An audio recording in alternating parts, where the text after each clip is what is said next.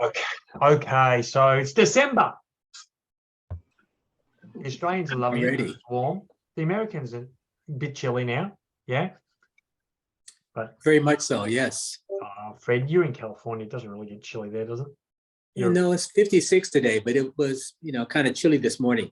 Right. Okay. Yeah. In the Right. 30s. Yeah. Yeah, we're in the single digits in the morning and the 30s and 40s in the afternoon. So for the Australians that don't know what that means, that's cold. Yeah. Yep. Yeah. Ah, 32 is So you freezing. say the 30s, and that's hot in Australia. Yes. oh, That's very hot. Well, it's a beautiful morning here, and we just sat on the back deck to have coffee and felt like a good way to start a weekend. Yeah, absolutely.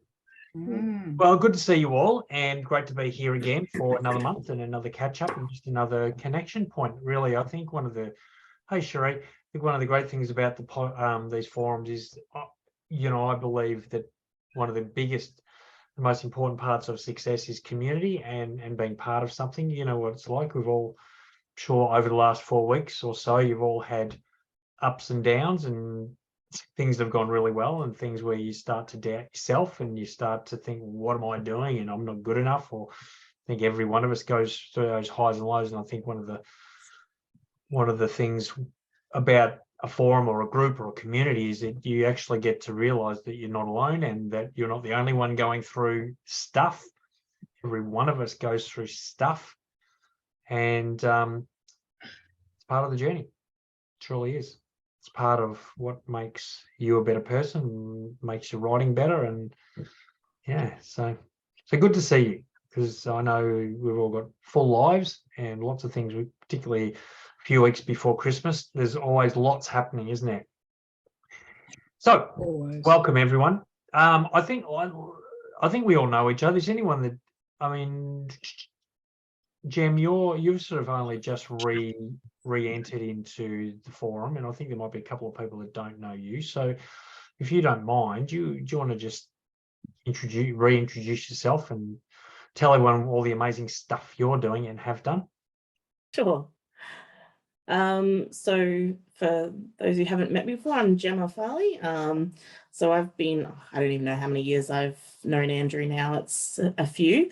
But I write fantasy fiction. That's my preferred genre.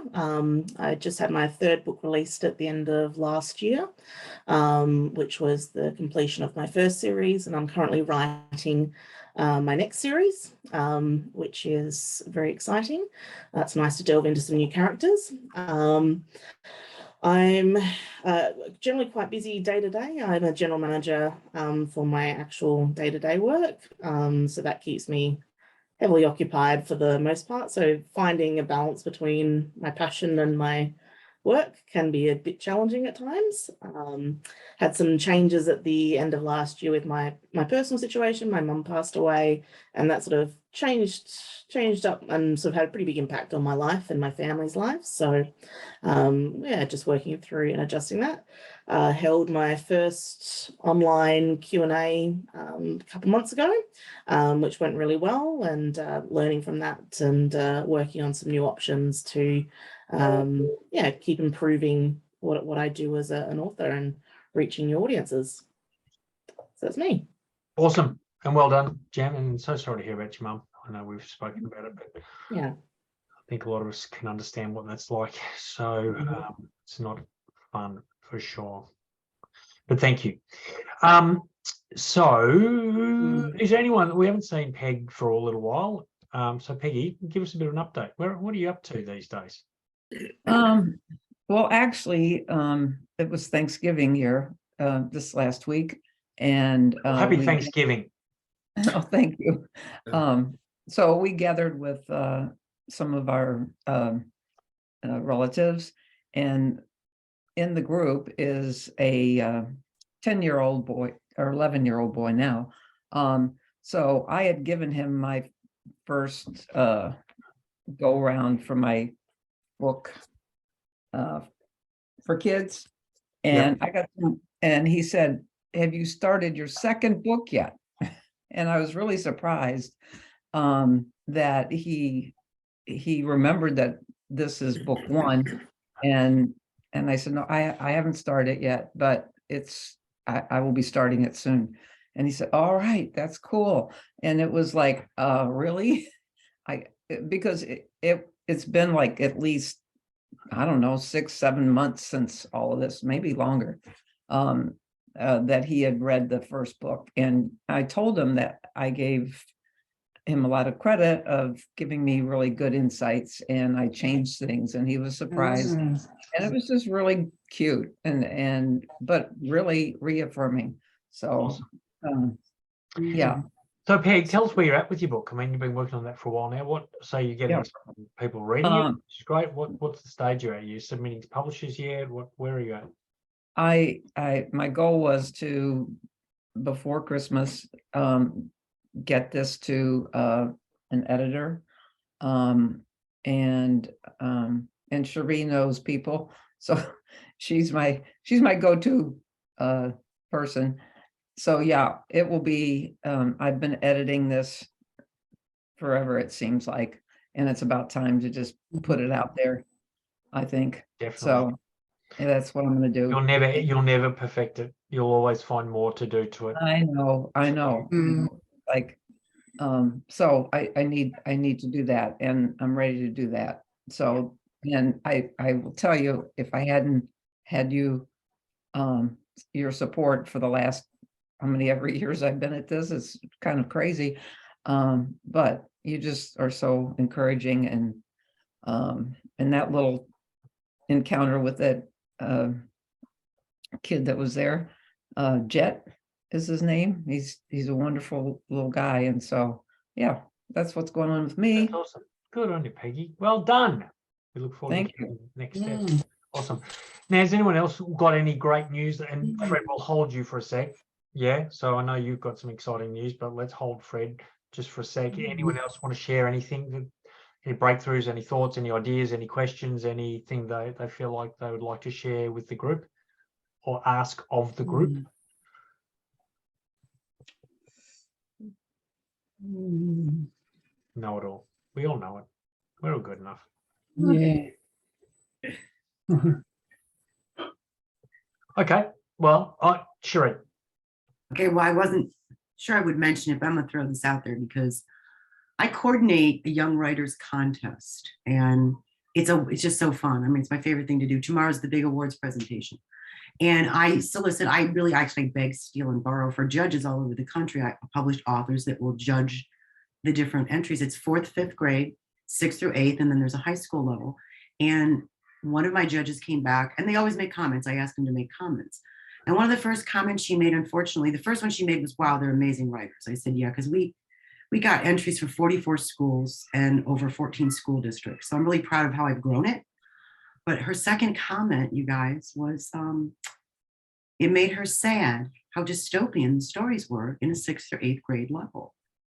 And there were several regarding suicide. And so the question arose in my world, what is my responsibility? Since I read the stories, I don't judge them, but I read them. Do I reach out to the teachers? Because I deal a lot with the districts. Not all of them are attached to a school, but most of them are, because of the way I gather and organize the contest. So I don't know. I mean, what do you think? I'm kind of torn. I should maybe.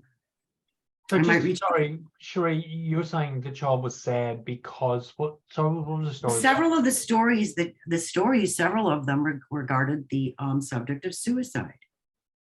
And so do you take it seriously, or do you just, they're really good writers. You have to understand that. So they're expressing a lot of different feelings, but it's kind of young, and, you know, they were just, again, that was just What age Yeah. are they?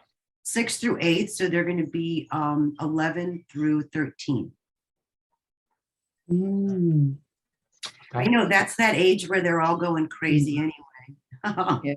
Yeah, that's very Yeah, scary. it's not it's just like I said, it's just for me is, you know, do I reach out? And I probably will, but you know. Well, what do we think, team? First of all, with the suicide rate going astronomically through COVID, it's very scary to me, Cherie.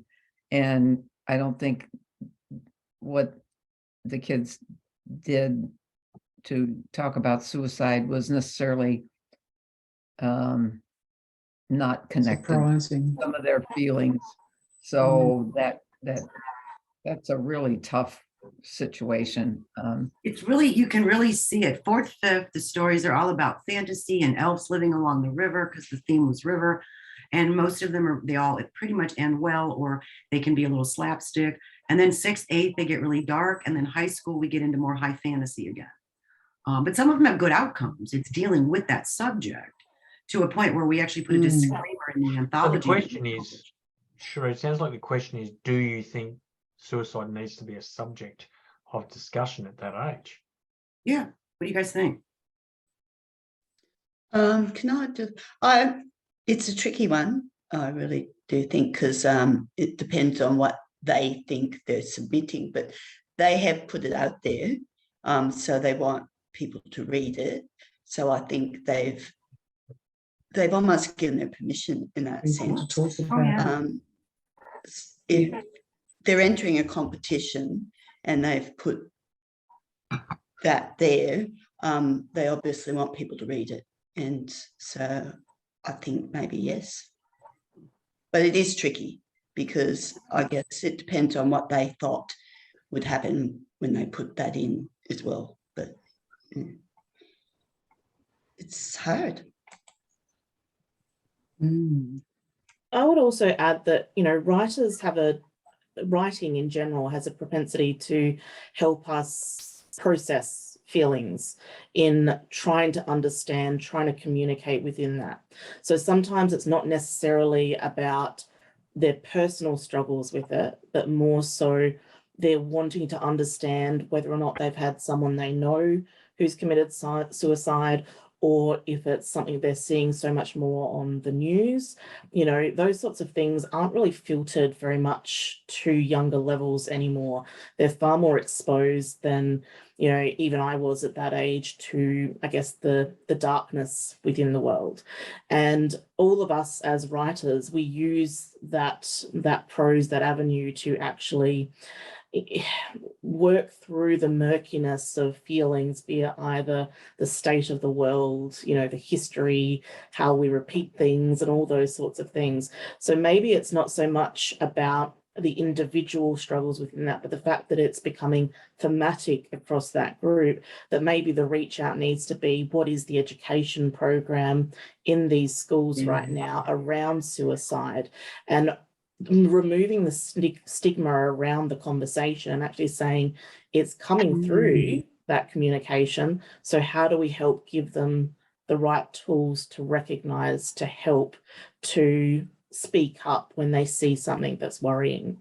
Sometimes if you can look at that sort of educational component, that might be a way to approach the schools where they're coming from without it being a situation where the individual feels suddenly very much under the spotlight.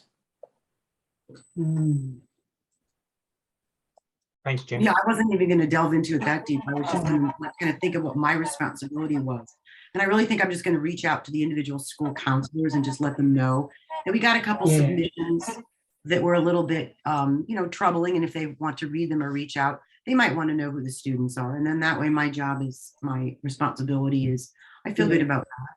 I think you're right. I'll do that because I know a counselor pretty well at the high school level, and she'll be able to reach out to the other districts. And I know that they're aware of this, though. See, I do know that it is a topic of conversation. So, gosh, I appreciate you guys because, on the upper end of it, there are a ton of kids out there writing, and they are just brilliant. You guys would just not believe the talent of some of these young people that write. It is amazing. It's so fun to read some of these stories. So there was the few, that was a couple. And I was just kind of concerned. I didn't mean to put a damper on the night. So, it's going to be a blast tomorrow.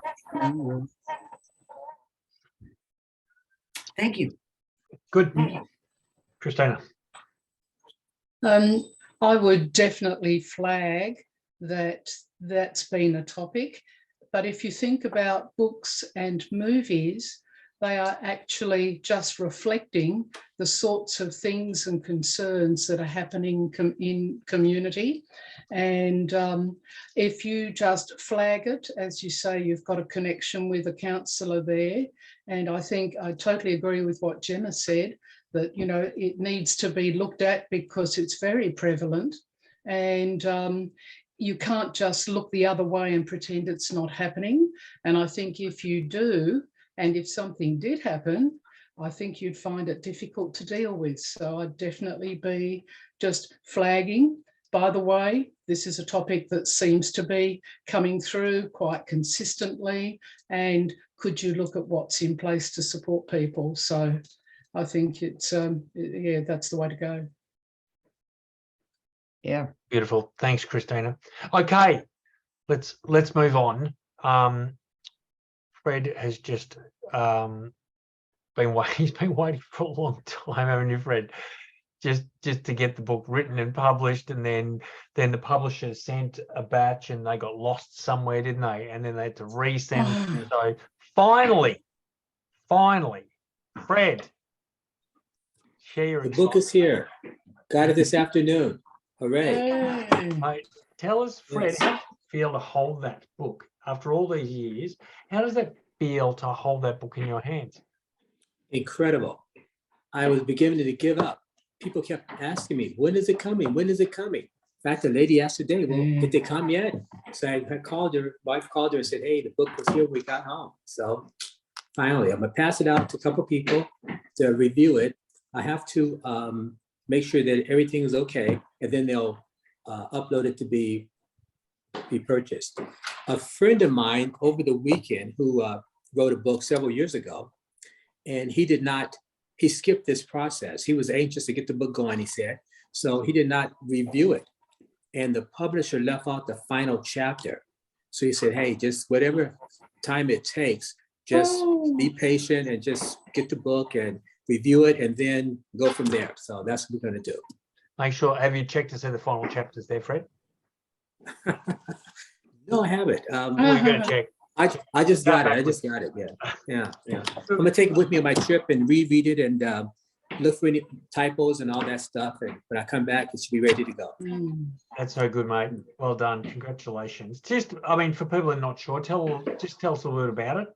Tell us Yeah. about the book. What's the inspiration for it? What's it about? What's the message? What's the what do you hope to achieve with it? Well, I worked for 25 years within the California Department of Corrections. And so the book is a reflection of some, in fact, the name of the book is, for the least of these, Reflections of a Prison Librarian. So there's stories about things that happened while I was working at the prison, and stories about inmates that were able to utilize the various facilities available, educational facilities, vocational training, to improve their lives and to leave a life of crime behind when they left prison. Most of the people that are in prison are released, but most of the ones that are released return.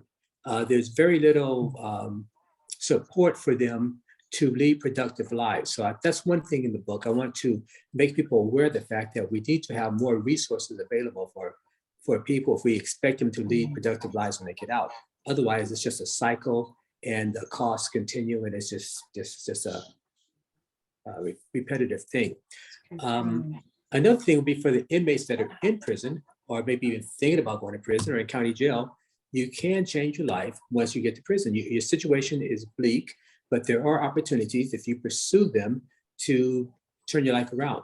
And that includes leaving the gang life and the criminal activities and focusing on things that can better your position, learning how to read, learning a trade, being productive. A lot of people pick up artwork and become very good artists. Some people turn to music, and there are programs that they can do that in California anyway.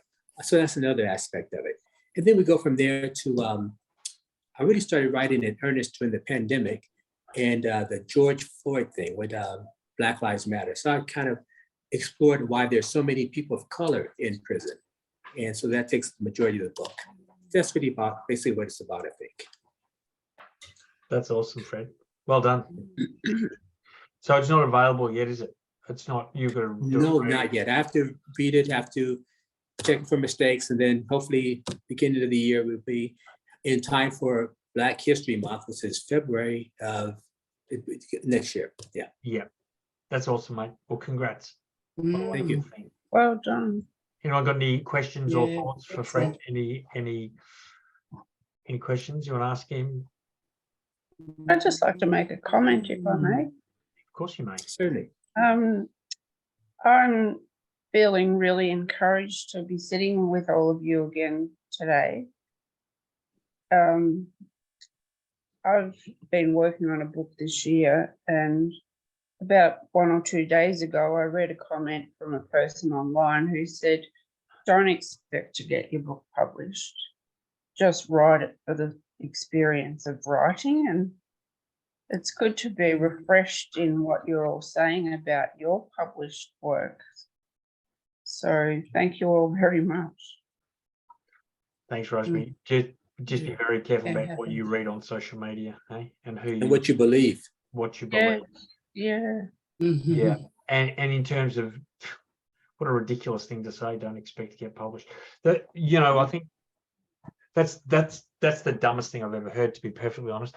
I think the greatest thing we have is expectancy. You know, we may not have great writing ability, we may not have a lot of time, we may not have a lot of things, but we all have expectancy. We all expect something.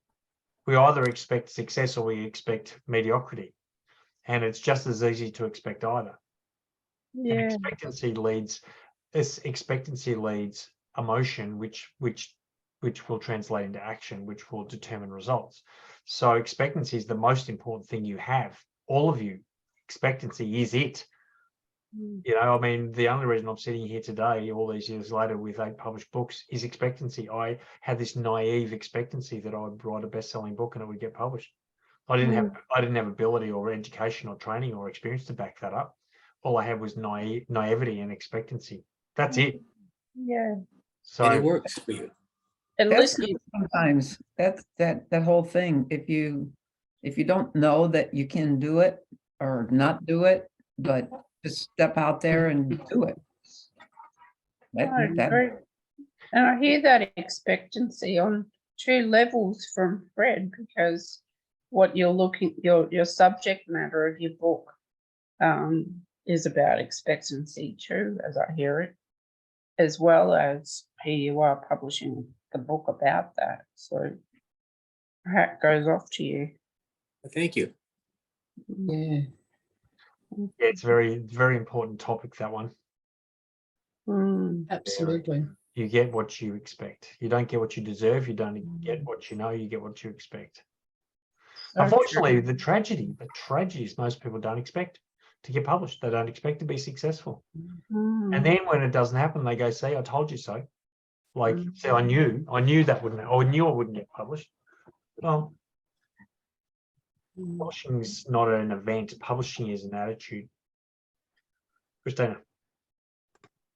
I just want to congratulate Fred. The subject you've chosen to write about needs to be understood and become common knowledge. We have a similar situation here in Australia, where most of our jails are well and truly overloaded with our Indigenous Aboriginal people, who really only make up, I think, less than 2% of the population. And this revolving door just goes on. And we know so many of the problems actually come down to lack of education. And then, as you've so clearly explained, lack of support when people finally do finish their sentence. They step out the door with whatever they walked in, and that's it. I think here they get 2 weeks or maybe a month of support, the dole, and that's it. And it's just not working. And the ultimate cost comes down to the public. And if they don't make changes on the way things are happening, it'll just continue to happen. And generation after generation walk that path. It's absolutely disgraceful. So your book is so timely. Yep. And I really wish it would be a bestseller. Yeah. It will Well be. done, Fred. Fred expects that, so that'll happen. There you go. Yes. Mm, Sure. Yeah, I want to say thank you too. This is so exciting, and everything that we've talked about so far, at least for me, is a testament to how important it is for all of you to get your books written. Everybody needs to hear the stories that are real. We all know about Hollywood, we all know about magazines, but this is what's real, and this is what yeah, people, bullshit. yeah, there is a great demand for it. So if this is not a testament to saying to all of you, and myself included, I'm not going to let myself off the hook. We need to get this done. We need to get our books written. And we need to get them out there. I'm going to indie publish probably. I've already done self-publishing, and it's not difficult. So if anyone has questions about, at least on this side of the world, just email me. Let me know. I can answer questions about publishing, indie publishing, self-publishing. Getting a book up on Amazon is very simple, at least over here. Yeah. So anyway, get those done. Get it done. That's great. That's good to hear. Get it done. Well, we're all getting it done, aren't we? Yes. You want to hear Yeah. it done. You wouldn't be here if you weren't getting it done. You may be at varying stages of getting it done. You might be at varying paces of getting it done, but you wouldn't be here if you weren't on that process of getting it done. So, and that's again why, but that's why being here. And hi, Sabrina, good to see you. It's just, you just need to show up. I think the one of the keys is just showing up and being part of this, because you can't leave this kind of forum and not be inspired to want to keep going and get the job done. So, so good on Yeah, you. you know, what the thought that just occurred to me, Andrew, was that we're like birds flying in formation, doing this together. Yeah. Because, for too many years, I was a lone ranger and didn't really get anywhere. But since I connected with you and the group, things are happening. There you go. Powerful stuff. Thanks, Rosemary. That's so true, isn't it? Who, I think it was, I don't know who was it that said, the quote, I'd much rather the 1% of the effort of 100 people than 100% of my own effort. Who said that? That was an American. That was someone. I can't remember. But no, what it's saying is that together as a community, we have Yes, far Donna. more power than we will ever have on our own. All we do when you try and do it alone is get exhausted. Exhausted and nowhere. Or broke, as I know very well, trying to do it alone. So Well, I missed 2 forums in a row due to surgeries and COVID and illnesses and injuries and not being part of everything. And I got lost. And so over Thanksgiving, I took advantage of a 4-day or 3-day little trip down to Denver and stayed at a high-rise hotel and ate out and did some Christmas shopping and reset myself, and then got in touch with Andrew as soon as I got home and have been back writing every day again. And it is inspirational to be back with everybody and to see all the faces and see the success that's coming. I'm halfway through editing. I got 6 more chapters to go, and then I'll be looking to get published. And so I can see the light at the end of the tunnel. And Andrew's right, when you're disconnected from everybody and everything, you feel very alone, and you can get where writing is not part of your daily routine like it should be. I'm back on track now. yay. Good on you, Denise. Good on you. Well, this has been wonderful so far. Anyone else got any thoughts or ideas?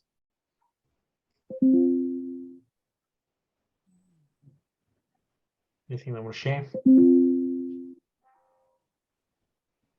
Cat does. Sure, your cat wants to share. I was thinking, My cat always wants to share. Oh, that's beautiful. oh, Andrew, the how geese fly. Do you know that? Yeah. Yeah, so the lead With the goose guy is up philosophy. there but they take turns, and that's kind of what happens here. You're our lead goose, but then you kind of move and then Take that as a compliment. it is a compliment. It is, yes, by all means, of In course. Australia, if you get called a goose, it's not a good thing. Oh, you goose. Oh, no. In Yeah. America, but it actually is a good thing. If someone calls me a goose, I'll go, thank you. No, it's true. There is some great, there's a great, yeah. That's I just understand kind of an analogy. I was just sitting here thinking because, Mm. I mean, people are inspiring each other. And so they're contributing and moving everything along. So there you go. Encourager, you encourage us all. Yeah. Well, Mm. thank you. Well, you're easy to encourage.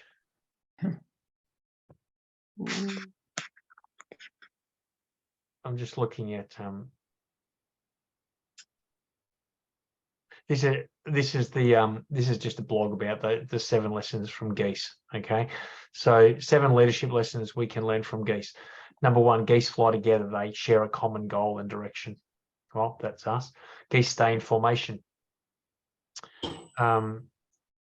And it says whenever a goose falls out of formation, and Denise, this is what you were just saying, it suddenly feels a drag and resistance of trying to fly alone and quickly tries to get back into the formation.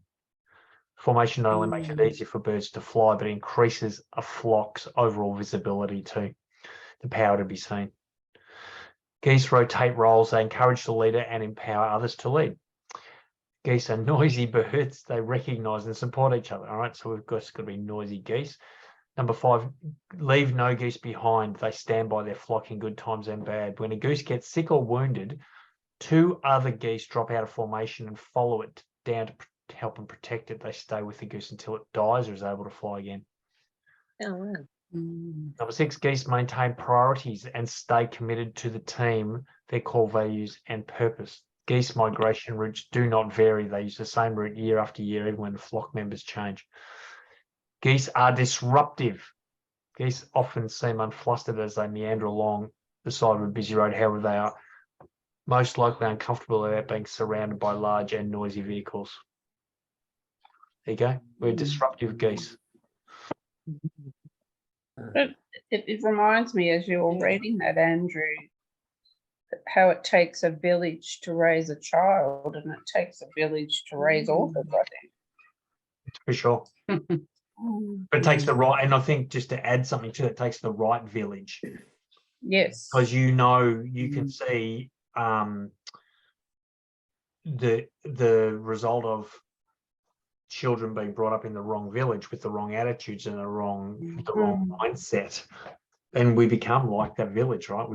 So you've got to choose the right village, you got to choose the right community. And unfortunately in my life that I've been able to find right communities, and that's why this is here, because I know the power of community and the power of that formation. So yeah, so thank you all for being part of it, because otherwise I'd be here alone. Thanks. Yeah, sure. I think the fact that solitary confinement is the ultimate punishment in prison, if I'm not, I might not be correct, is because of that. I mean, we can't be alone. We're not meant to be alone, and community is part of our strength. So in prison, I think that's one of the ultimate punishments is solitary. Yeah. And they're changing that now. They're realizing the dangers of having a person isolated for such long periods of time. So they're limiting the number of days that they can be confined in that nature. I've known guys to be confined for months at a time, and and then they'd be released from prison. They would be confined in a cell by themselves, and then a week later they're released into the public. Well, that's failure. He or she's not going to make it. Yeah. Mm. Well, there's good lessons here, isn't there? We just need people. Mm. And, I know a lot of you sort of come in every month or every couple of months to the forums, but my question would be, what are you doing in between time? Who are you connecting with? Who are you accountable to? Where's your support network? That positive network, not the people that are saying, don't expect to get published. That's not the community. And unfortunately, social media becomes community for a lot of people. And we read the wrong stuff. we're friends with the wrong, or we're following the wrong people. So I would even say who you're connected to on social media, be very, very careful, because things like Rosemary, what you've said, you're lucky that you've come into this forum. Yeah. But think Yeah. about the people who wanted to write a book and read that post and didn't have anyone to get some context or some perspective from. Imagine someone that read that and then just decided to give up. Yeah, So beaten before you start. absolutely. So you've got to be so careful. So I would say, you know, if I see if I've got someone on my social media that's not portraying the kind of life I want to live or the things I'm aspiring to, they're gone. You know, you unfriend them, you unfollow them, you get them out of there, you block them, whatever you need to do, because you've got to protect your space. This is critical. You know, we're so fragile as human beings.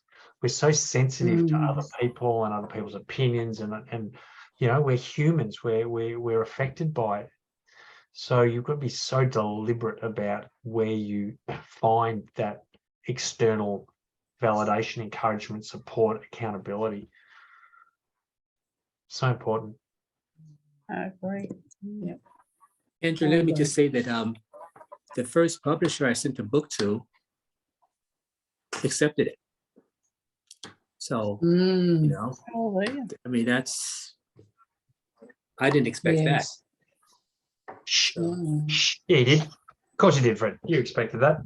I hope that, but you know, Hey, so that's don't, right. don't listen to negative. Don't you know, negative. Just eliminate that out your You life. just have to expect you'll get published, whether it's the first one or the Yeah. 100th one. It doesn't matter. Yeah, You know, exactly. if you expect it, you'll keep going until the 100th. So if you don't expect it, you'll give up after 2 or 3. And that's what most people do. They will give up after 2 or 3 because their expectancies are probably not going to get it published. 3 rejections, see, I knew it, give up. Rather than, oh well, that's 3, got 97 to go. If it takes that, oh, I'm willing to do it. I won't take that. Just a quick question. Oh, hello. Where'd you go, Sabrina? Hi, I Hi. think I'm here. Can you hear me now? Yep. I was just going to say a quick question. When the publishers do provide a rejection, do they sometimes provide feedback as to, or do Rarely. they? Yeah. Rarely. most They'll of the just time it's just a no. they'll just say, look, unfortunately, this is not. What do they say? They said this doesn't fit our profile or the book, or this is not. They won't give you any usable feedback. Mm. No. Yeah. So Say really, good luck. Often they'll be very positive. Look, you know, good on you for your book, and it's not doesn't suit our needs at the moment. All the best with it, but rarely will they give you any feedback. yeah. So really, it is just a point of saying, you know, maybe it is not quite the right one, or the wrong timing, or something, rather than a structural issue, Yeah. perhaps. Which Well, you could ask. I mean, you could ask. The chances that they'll respond to that is very slight. Yeah. But you could respond, say, look, would you mind? Is there any feedback you could give me? And if you hear back from them, that's a bonus. If not, I was going to say that's expected. But what I expect that you'll get good feedback from them. Anyway, Sheree. Well, yeah, I wanted to say that don't ever take it personally, because it's not about your writing. It's not about your talent. I was just talking to a friend of mine who is a literary agent, and her comment was, oh my gosh, Sheree, I have 10 of the most beautiful manuscripts in my queue right now, and I can only publish 2. Because they really can't publish them all. And it may not have nothing to do with it. Or like she said, and 3 of them are the same genre. So she definitely has to pick from those. So keep that in mind. It's not always your writing. It could be timing, market. They might already have an author that they're doing that for. So yeah, just keep doing it. Just keep sending it. I got 2 rejections over the last week and a half. I celebrate each one. That's fine. Congratulations. Yeah. Woohoo! I know, right? Poor Fred, he didn't get any rejections. He had nothing to celebrate. Right on track. I was prepared to keep sending it out to somebody accepted it. So, you know, I had a list of publishers that I was going to send it to. Don't worry, mate. Your next book, you'll get rejected, and we'll celebrate that. Okay, you promise. It's a Look, this is celebration but just regardless. part of life, right? This is just part Yeah. of the journey. I mean, you're going to get rejected in Mm. everything. Every attempt at something, you're going to get some kind of resistance or rejection, or just that's life. Mm. And sure, it's so true. You just got to stay Mm. strong with what you believe and what you want and what you expect, and what other people think is none of your business. Mm. Good I point. agree. I got some really interesting. Can I just share this with you guys? Sure. But let me find it. This is on LinkedIn. As a lot of you know, I post regularly, and I have. Where are we? It was early in the week. I posted one. I did a talk a couple of weeks ago for Are You OK Day, which is men's mental health, and I did a talk about mental health. And let me just find this. All right, so I posted put a post. I call it the Law of Man. I do a law of every Friday, and I just said, you know, Law of Man states that we're okay just as we are, blah blah blah. You know, it's just a really positive. I have this now. I got this guy who on LinkedIn. This is what he said. He said being vulnerable, because I talked about being vulnerable, and I'm a big one for vulnerability. And he said, being vulnerable got me nowhere in corporate society. In fact, it seems narcissists occupy most of the top jobs. Until our society really believes in this stuff and not platitudes like silly Are You OK Day, nothing will change. You should ask men and women how they are every day, and listen, which I agree. I agree with that. Then he followed it up with, you really need a lesson on not how to act like a Neanderthal. Sorry, Andrew, these ideas are ridiculous. That's effectively what he said to me. You know, he said you're a Neanderthal and your ideas are ridiculous. He didn't sugarcoat it. So Mm. I'm these days, I like that a few years ago, that would have sent me spiraling into depression, but it sort of didn't. But I thought, well, I'm just going to leave it. And it's always interesting that, have you ever heard the saying, hurting people hurt people? I just said to him, that's a little harsh, Wade. I said, that's a little harsh. Seeing as we're all allowed our opinions based on our own experiences, as you have just done. And then I said, why did you feel the need to be personally insulting? And he went on to talk about how he was gay, and he felt, obviously he's gone through some struggles and stuff. And so often when someone lashes out, it's more a reflection on what they're going through in their life rather than what they truly believe about you. You know, he's now since become an incredible supporter, right? Like we've had, we've sent messages back and forwards, very supportive messages. And so, he apologized and I forgave him, and actually we connect on different level. Like there's certain things we agree on. So we've been able to come to a place where we're now agreeing and supportive. Whereas how easy would it have been for me to just get really offended and abuse him and start this whole horrible, toxic thing. And I think what the point is that rejection, resistance, criticism, being disagreed with, like the bottom line is every single person on the planet has an opinion, and they like sharing that opinion, and rarely will that opinion be the same as yours. So we just got to know where people are coming from. I think when you get rejected by a publisher, know where they're coming from. Like Cherie said, when you get someone talk about your book and say, I didn't like it, just know where they're coming from. When they criticize you, often it's a reflection of how they feel about themselves, more so than what they think about you or what you're doing. Don't stop. Don't stop putting stuff out into the world because you're worried about what other people think. That's the reason to get it out into the world. The courage to get out, to put yourself out there and face a little bit of personal insult, be calling a Neanderthal. That's okay. I don't mind being called a Neanderthal. Mhm. Doesn't offend me at all. Anyway, And you helped him grow. yeah, I think so. I think you know, he admitted, you know, one of the comments was, "Oh, you know, I might shoot my big mouth off at times," and and I know that, I've been there. How many of you have sort of said something and then just as those words come out of your mouth, you're going, "Oh no, how do I pull them back in?" It's too late. They're out there. You know, that's that criticism or that joke that's not funny, or that toxic statement, or that resentment that you hold that you just and then as it's leaving your mouth, you're going, "Oh no," you see it in slow motion and you can just see it hit the person you're talking to. You just want to stop it. Anyway, Christine, did you want to say something? I was going to say, when that happens, it's really good to apologise as soon as you possibly can and just say, "I'm sorry, that was out of order, and I regret doing it." As you know, what I'm writing about is relationships and communication. And you've been talking about, I call it the anger volcano. And what you see coming out of the top is actually a secondary emotion. It's being driven by the fuel underneath. And the fuel is exactly as you recognised with that person who lashed out at you.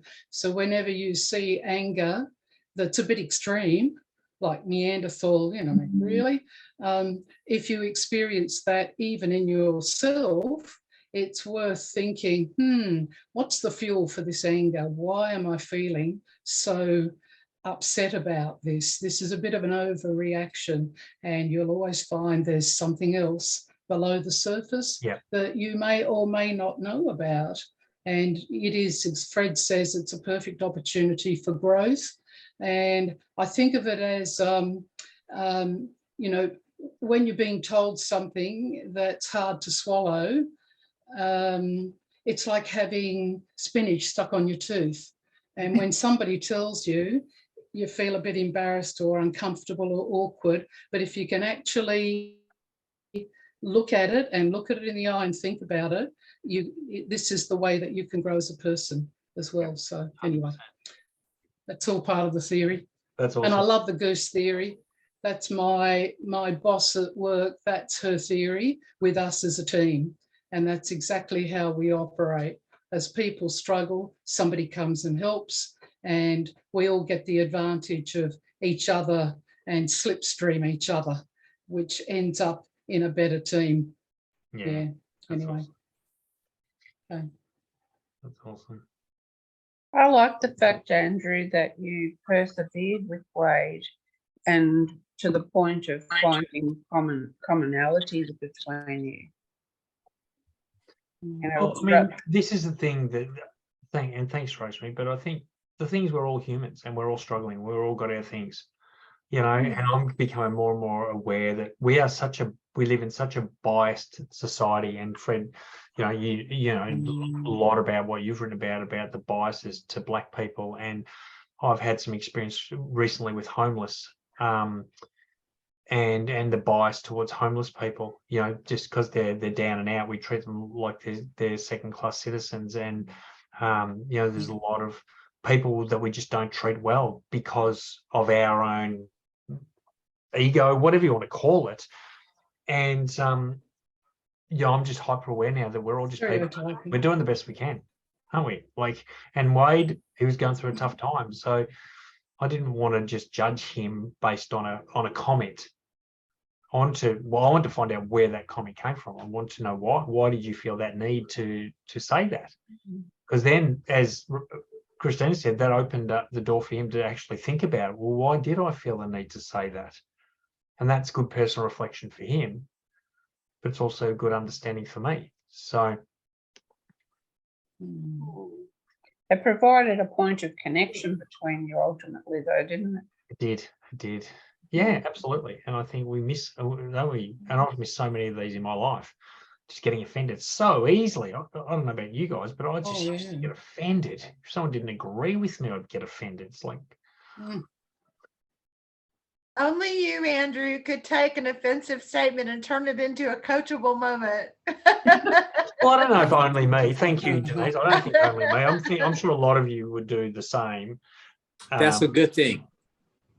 Yeah, I do. I appreciate that. But as I say, like I'm 58 years old now, like it's probably taken me, 50 years plus to get to this point where I can take an offensive comment and turn it into a coaching moment. Mm, Mm. Better Not late everyone- than never. yeah, it's a journey. Absolutely. Mm. Some people never get it. No. Look, at the end of the day, we are just human beings. We're doing the best we can, and I think every one of us, every single person on this planet has power and potential and stories and can inspire. I just believe everyone. I look at those homeless people and what they go through every single day, like what we take for granted, like a roof over our head and electricity and food on the table. And I look at those people that I was helping my friend feed them last Saturday night, and as they walked out, as I walked out, I got in my car and drove home. They walked out to find a corner in the street out undercover to sleep. Do you know? It just puts life into perspective, doesn't it? Just the things I complain about, the things I worry about, and I go, get over it. You have a roof over your head. You have the basics of survival. These people don't. So much to be grateful for. So much to be grateful for. So just as you sit every day and as you're writing your book and as you're living your life, just know that you've got so much to be grateful for, but you also have so much to offer other people. We can help someone every day, every single day, and every word you write and every comment, everything you do. I always want to know that everything that comes out of my mouth or through my words or through my podcast or whatever, or to you guys, leaves someone feeling better. If it doesn't, that's right. I need to reflect on why have I said that or done that or written that. If it doesn't help someone feel better about themselves, then, and that's sort of just something that, again, that I place in my life I've got to. So it gives everyday meaning and purpose. I think gratitude is very powerful in that way and can, sort of redirect our paths. And in the timing that one of you mentioned about celebrating Thanksgiving, and I honestly think if the whole world did that at least once a year, that could be a remarkable effect on us all. Yeah, I agree. Why can't we do it every day? I mean, why can't we? Exactly. Every day we should be thinking about what we can give thanks for and what we're grateful for, because you can't be cranky and grateful at the same time. You can't be angry. You can't be anxious and grateful. You can't be fearful and grateful at the same time. So gratitude, as you said, Rosemary, gratitude changes everything. A friend of mine who's In our team. sorry. A friend of mine who's 81. She just turned 81. She said, every day I have an attitude of gratitude. That's how I start my day. And she's a lovely woman and just so caring. And so, I mean, you're totally spot on there, Andrew, about that. So why don't we do this? Why don't we, as we finish up, because it's nearly 11 a.m. Melbourne time, which whatever it is, your time, because we've got people all over the world here. Why don't we just go around? We've got 10 people here, 11 people here. Why don't we all just say what's one thing we're grateful for? Yeah. And I'm going to start. And I'm going to say I'm grateful for all of you. So sorry if someone else was going to say that, but you still can. So, what are you grateful for? One thing. I'm really grateful for all of you and meeting with you and the support and inspiration I'm getting from you. Thank you. Awesome. Thanks, Rosemary. I'm thankful. I'm grateful I'm here. Oh, No, go ahead. Go ahead. you go. No, go for it. Peggy, you go, then Okay. Christina, and then I think Fred, you were trying to talk, but you're on mute.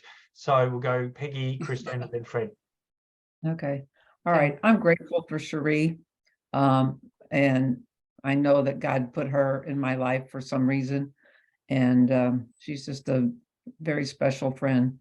So thank Awesome. you. Good on you, Peggy. Thanks for that. Christina. Oh, simple. I'm just grateful to be here. I'm 75. I'm still enjoying life, and a lot of my acquaintances over the years are no longer here. So I don't worry about the aches and pains. I just rejoice with each day. Well, if you're feeling those aches and pains, it means you're alive and living, Christina. So love those aches and Exactly. pains. Good on you. That's awesome. right. Well done. Yeah, no Great. problem. I'm grateful to my wife, to my family, and to all of you, and to you, Mm. Andrew, especially. Good on you, Fred. Thanks, mate. Who's next? Lisa. Hi, I'm grateful for, I find this whole group very inspiring, and I'm really grateful for that. And this session was the same, really. It's great. Good on you, Lisa. Thanks for that. Come on, we've all got to do one before we go. Okay, Cherie. Yeah, I mean, I'm grateful that I have the ability and the opportunity to make a difference in people's lives. And I'm grateful that I didn't start crying after what Peggy just said, because it's hard. And just knowing that there's people out there that, so don't forget to tell people that, you know, it's the little things. Thank you, Peggy. That's just, I mean, you made my day, my week, my weekend. Thanks, girlfriend. We'll talk. Awesome. Yeah. Thanks, Cherie. I'll just go relatively simple and say I'm grateful for my friends and family who support me no matter what. Yeah, good. That's awesome. Good on you, Jim.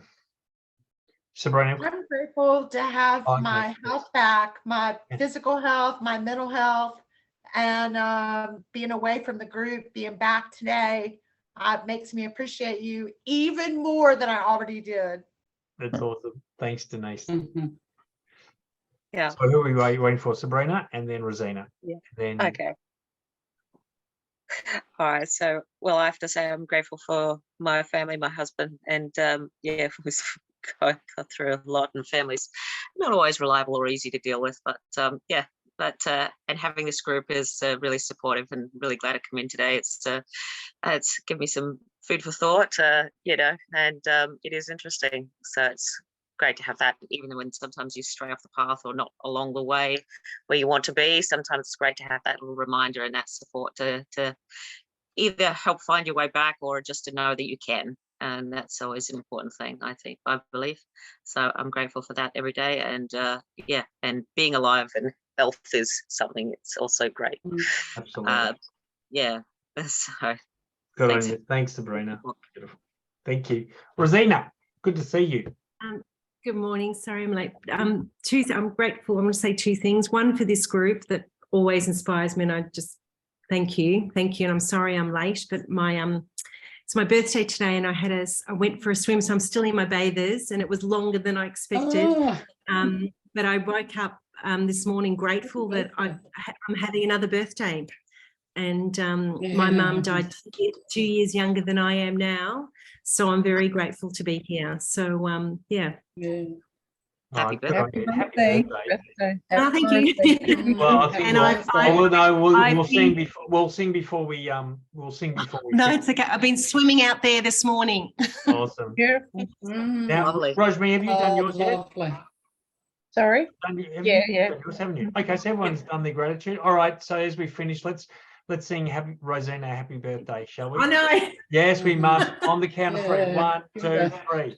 Happy birthday. Happy birthday to Happy you. birthday. Happy birthday to you. Happy birthday, dear Rosina. Happy birthday to you. Hip, hip. Hooray. Hip, hip. Have a wonderful day. Hip, hip. Awesome. Thank you. Have a beautiful day, Thank you. Rosina, and Love you all. everyone. Thank you Big so much. hug.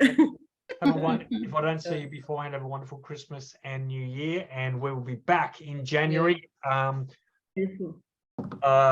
will let you know. I'll send out an email with the next date. It'll probably be maybe not early, the first Saturday in January or Friday in January, maybe the second one, just to give people a bit of time. I know Fred's going to be cruising the country, cruising the world. So, but everyone have a wonderful month of December, have a wonderful Christmas, wonderful New Year, and just know you're all incredibly valuable human beings, and I'm glad you're in my life. So take care.